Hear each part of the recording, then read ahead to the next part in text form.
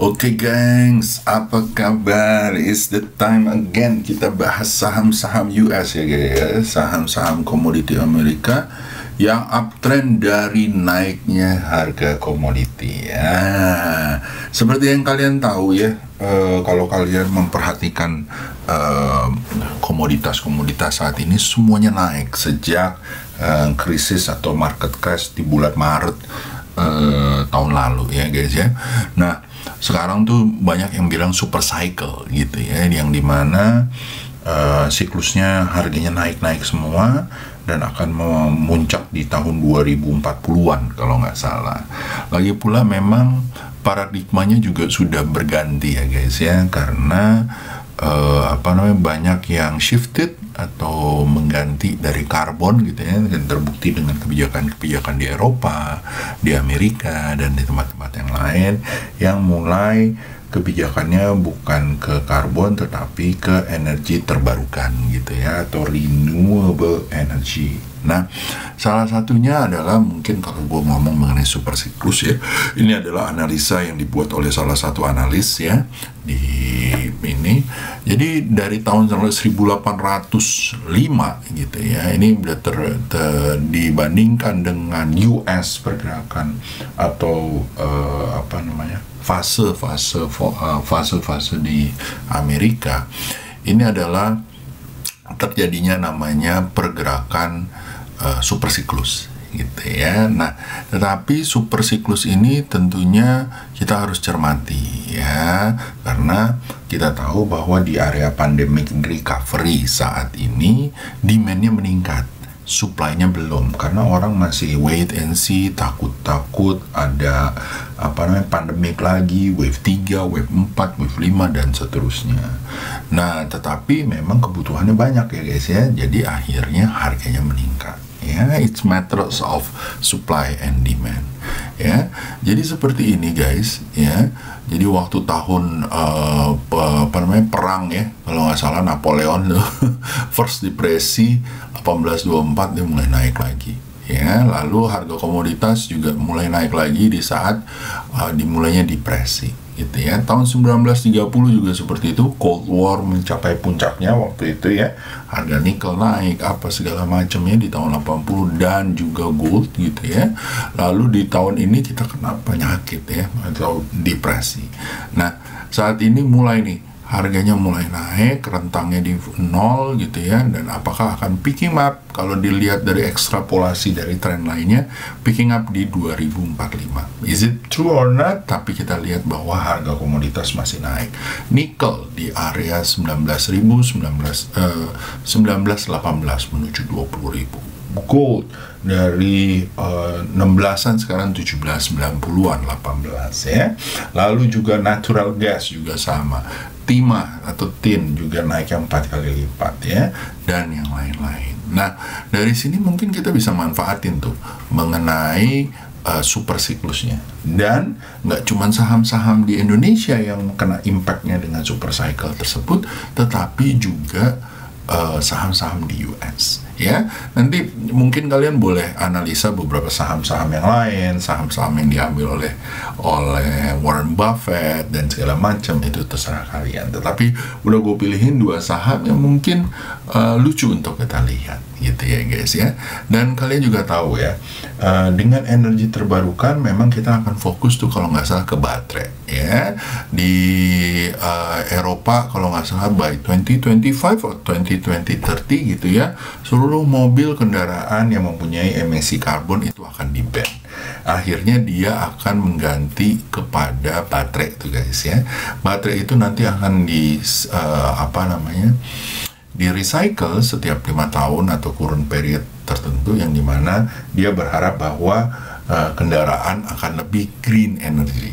Nah, walaupun begitu, green energy tetap membutuhkan komoditi, ya. Buat bahannya itu adalah hampir 95% itu kalau nggak salah berhubungan dengan nikel, guys, ya. Salah satu produser terbesar selain Vale adalah ada beberapa gitu ya. Nah, tapi saya lihat dari komoditi-komoditi basic ya, kayak natural gas, kayak emas, selalu ada nikel dan yang lain-lain itu mungkin, dan tembaga gitu ya. Itu mungkin yang bisa kita lihat. Nah, terus apa impactnya nih kalau misalnya kayak begini? Sabar, kita lihat peluang cuannya dan yang mana nih yang bisa kita swing, ya kan? Swing and hold gitu ya. Oke, guys. Nah, jadi kalau di GoTrade ya guys ya, kita masuk ke GoTrade buat kalian platform trading ya, atau platform investasinya. Ini kalian bisa masuk ke sini guys ya. Jadi di GoTrade itu ada namanya, kalau kalian masuk tuh udah ada tuh, dia udah masukkan di sektor-sektor, dan ini nanti kita akan bahas satu-satu ya. Ada COVID-19, consumer electronic, dan monggo kalian kalau mau dibahas sektor-sektor yang mana gitu ya, monggo taruh di komen gitu ya, nanti kita bahas sektor-sektornya ya. Jangan cuma lihat yang sektor-sektor Warren Buffett aja guys gitu ya. Buffett tuh kebanyakan tuh satu finance gitu ya, karena dia last long ya, pengen 100 tahun gitu ya, finance, lalu consumer ya, Coca-Cola dan segala macam, tambah sama teknologi satu, Apple. Ya, nah tapi banyak yang lain guys ya, karena Berkshire and Hathaway itu kalau nggak salah mulai menurun tuh pace-nya gitu ya, dan dia bilang malah ambil indeks aja deh daripada ambil ikutin gue gitu dia bilang ya, kalau nggak salah di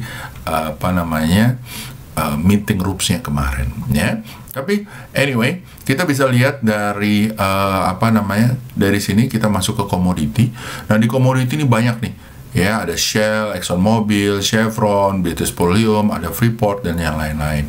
Kalian boleh lihat, tapi tentunya kalau gua nggak cuma lihat dari fundamentalnya, tetapi gua harus selalu lihat dari chartnya. Nah, dari sini kita bisa lihat Freeport McMoran, ya, dan Chevron. Kenapa gue pilih yang ini? Gue akan masukkan ke dalam chartnya ya guys ya. Nah, dari chart ya, izin gue masukin. Ini satu adalah Chevron ya guys ya. Dari chart ya, kalau kalian lihat ya, dia lagi naik guys ya. Di monthly juga lagi naik. Dia agak sideways, tapi ini udah overall dia di atas averages 20 days-nya dan menuju 133. Imbalnya juga lumayan guys. Misalnya kamu taruh stop loss di bawah 108 menuju 130 ya, mudah-mudahan bisa lancar ya. Actualnya tuh juga lumayan, earningnya naik ya, tuh naik meningkat Chevron itu. Dan kalau kalian tahu bahwa dari Chevron juga revenue-nya juga meningkat ya guys ya, net income-nya juga meningkat secara quarter by quarter ya, karena kalau annual kita lihat memang dia sempat naik tinggi ya, tapi kalau menurut gua ini baru recovery dan dia akan naik lumayan ya guys ya. Lalu setelah itu kalau kalian tahu Chevron tuh ngapain aja sih om, ini ada keterangannya kalau di TradingView ya. Jadi kebanyakan dia itu adalah natural gas, oil, dan segala macam. Seperti kalian tahu gas itu juga lagi naik tinggi guys ya. Nah, jadi kalian boleh lihat-lihat nih. Nah, lalu dia juga ada oil, ada oli gitu ya, dan petrochemical, plastik, dan segala macam. So industrinya lumayan kalau menurut gua. Dan kalau kalian lihat di weekly-nya itu juga lagi lumayan ya, lagi recovery menuju 133 tadi gue bilang.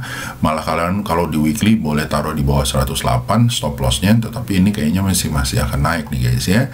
Seiring dengan musim dingin ya, bukan winter is coming, winter already coming kayak guys ya.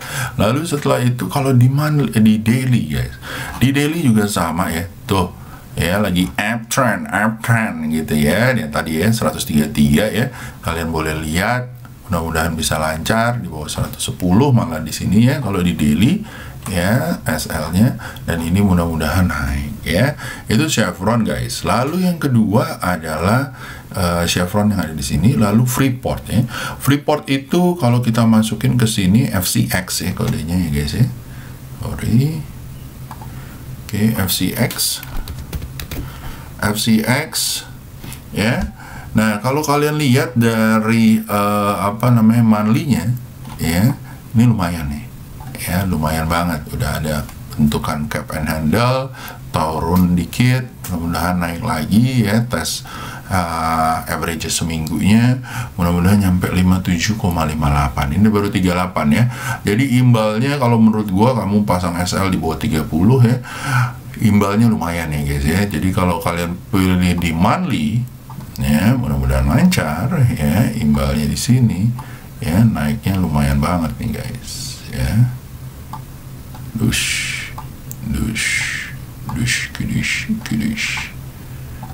ya, widih, wadidaw, 55% ya guys ya, kalau misalnya memang lancar. Nah, lalu setelah itu kalau di weekly ya, di weekly juga sama nih guys ya, lumayan ya, sama, ngikutin aja yang tadi yang gue bilang ya, mudah-mudahan ini. Dan di daily juga lagi uptrend ya, ya, mulai uptrend ya, apalagi baru mulai. Kalau kalian mau nunggu di daerah 41 juga boleh, atau 43, oke banget gitu ya.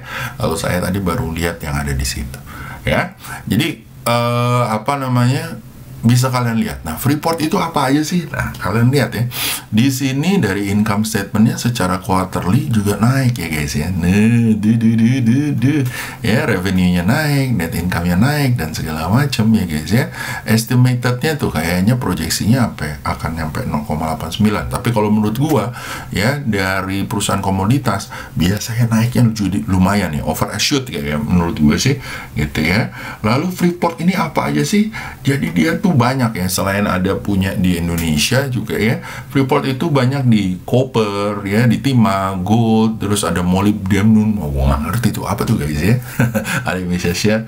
Nah, jadi dia punya tuh Indonesia Mining ya, di South America juga ada, lalu di Amerikanya sendiri juga ada ya, lalu di apa namanya itu ada di Chile, di Indonesia di Grasberg gitu ya, molybdenum mine itu di Henderson Underground Mine gitu ya, di Colorado, dan yang lain-lain. Jadi kalian boleh lihat ya, foundernya adalah apa namanya, James R. Moffat ya, di tahun 87 di Phoenix, Arizona ya guys ya. Jadi kalau menurut gua bisa banget. Dan kalau kalian bilang, wah gua mau kayak perusahaan Indonesia punya saham di Freeport ya, you can do it guys, you can do it. Oke, so itu dari gua ya guys ya, semoga bisa cuan ya guys ya, dan sedikit mudah-mudahan juga menerangkan kalian mengenai commodity life cycle, commodity super cycle yang akan jalan ya, or sedang berjalan saat ini. Dan mudah-mudahan kalian bisa memanfaatkannya, bisa mendapat cuan bareng-bareng kita. Oke guys, see you, dan jangan lupa ya, di GoTrade pakai kodenya gua. Oke, see you guys, have a good day, bye-bye.